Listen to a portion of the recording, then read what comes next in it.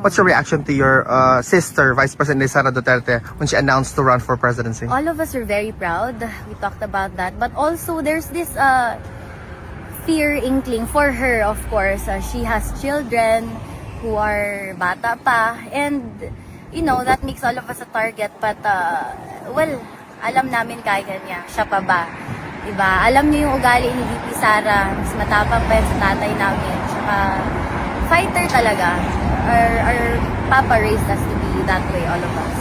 Any message to the Filipino people who still, up until now, we're almost reaching 1 year, message to them with respect to their unwavering love and support to your father? So, para sa tanan, no, to every Filipino, maraming salamat sa inyo.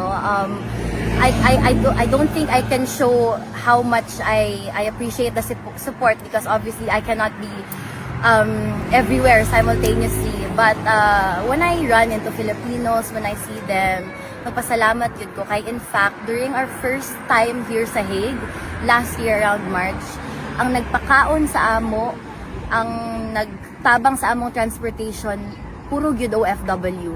I don't think the first time na ako diri, I don't think I've ever bought food for myself.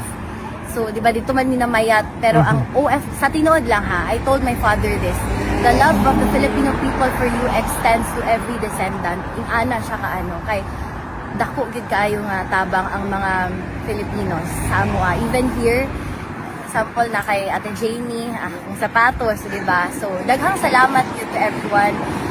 Unta magpadayon ta hantod kay Inday Sara kung unsa man ang plano sa Ginoo sa iya puhon. Daghang salamat sa inyo and we are here right with you.